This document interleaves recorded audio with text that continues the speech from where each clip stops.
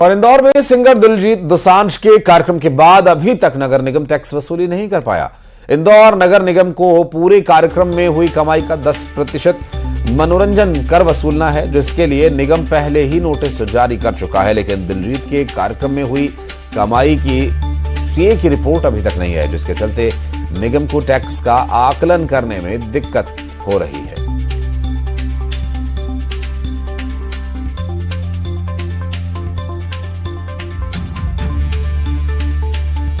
संज्ञान में आया, मैंने हमारे अधिकारियों को बोला और हमारी जो लता अग्रवाल मैडम है उनने उसी दिन उसको पत्र भी दे दिया था हमारे पैसे लेने का, और उनका खुद का एक पत्र आया था जिसमें उन्होंने बोला कि हमारा 20,000 लोगों का कम से कम कार्यक्रम हो रहा है, 20 से 25,000। तो हमने इसीलिए हमारा नगर निगम का दावा होता है कि हमारा इंटरटेन टैक्स जो मिलना चाहिए उसकी हमने उनको लेटर दे चुके थे। अब उसमें एक नियम है कि सीए की रिपोर्ट आती है उनकी, तो जो सीए की रिपोर्ट आएगी उसके आधार पर हम उसका आकलन करेंगे कि कितना पैसा लेना है, उतना नोटिस देंगे और उनसे पूरा 1-1 रुपया लेंगे नगर निगम। और खबर खंडवा से, जहां कलेक्टर की सुनवाई के दौरान 2 फरियादी भावुक हो गए और सर्वोदय कॉलोनी की रहने वाली आशा कुलकर्णी ने रोते हुए कलेक्टर से कहा कि हमारे निर्माण को अवैध बताकर तोड़ दिया गया, जबकि दूसरों के अवैध निर्माण छोड़ दिए गए। वही फरियादी अब्दुल हबीब ने रोते हुए कहा कि हमने जिसे किराए पर मकान दिया उसने तीसरे व्यक्ति को रजिस्ट्री करा दी और इस पर नगर निगम ने उसे पीएम आवास के तहत राशि भी जारी कर दी। हाँ, देखिए, व्यक्ति की पीड़ा है, वो रो भी सकता है, पर रोने से मसले हल नहीं होते हैं। वो अगर प्रॉपर फोरम पे अपना मामला रखेंगे तो निश्चित रूप से उनकी समस्या का निराकरण होगा। और 19 दिसंबर से अंबिकापुर से हवाई सेवा की शुरुआत होने जा रही है। महामाया एयरपोर्ट से ये विमान सेवा की शुरुआत होगी और महामाया एयरपोर्ट से हफ्ते में 3 दिन फ्लाइट चलेगी। गुरुवार, शुक्रवार और शनिवार को ये फ्लाइट चलेगी। महामाया एयरपोर्ट से फ्लाईबिग एयरलाइंस के विमान रायपुर, अंबिकापुर और बिलासपुर शहरों को जोड़ेंगे और पहले आओ पहले पाओ के आधार पर इसकी बुकिंग होगी और शुरुआती किराया मात्र 999 रुपए होगा। सप्ताह में 3 दिन गुरुवार, शुक्रवार और शनिवार को संचालित होंगी ये उड़ानें।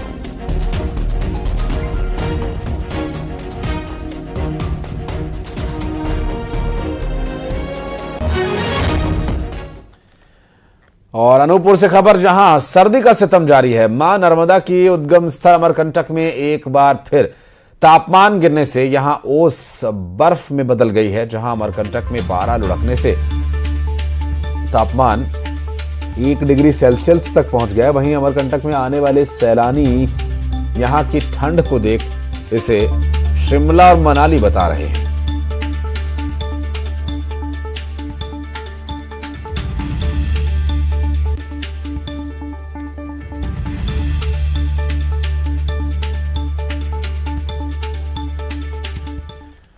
और सिवनी के पेंच टाइगर रिजर्व से बाघिन के शिकार करने के बाद की कुछ तस्वीरें सामने आई, जिसमें बाघिन मुंह में अपना शिकार दबाए जाती हुई नजर आई है। और सफारी के दौरान पर्यटकों के सामने से जब बाघिन गुजरी तो पर्यटकों ने कैमरे में यह तस्वीर रिकॉर्ड कर ली और बताया जा रहा है कि काला पहाड़ पर बाघिन ने एक हिरण के बच्चे का शिकार किया था और इस दौरान टुरिया जोन में बाघिन शिकार को अपने मुंह में दबाई हुई रोड क्रॉस करती हुई नजर आ रही है। और ये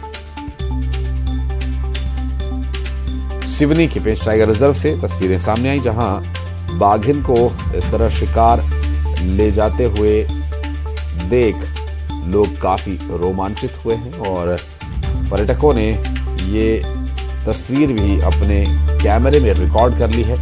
और सिवनी के पेंच टाइगर रिजर्व से ये अद्भुत नजारा देखने को मिला, जहां एक शानदार दृश्य पर्यटकों ने देखा।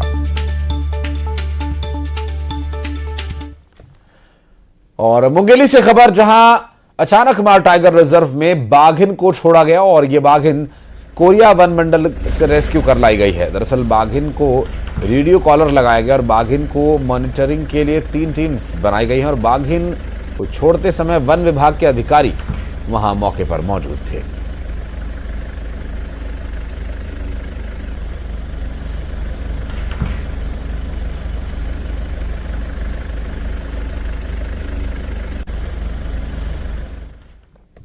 और पन्ना टाइगर रिजर्व से खुशखबरी सामने आई, जहां पर एक 14 साल की हथनी अनंती ने एक बच्चे को जन्म दिया।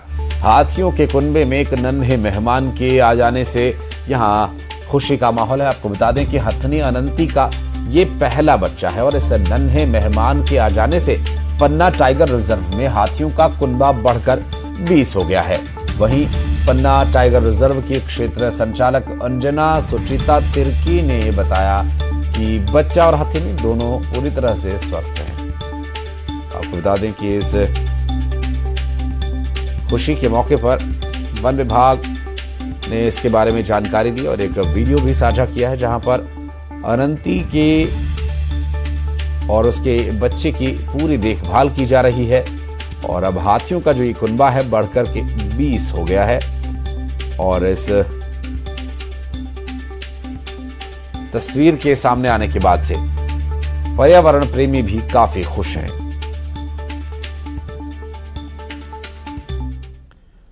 और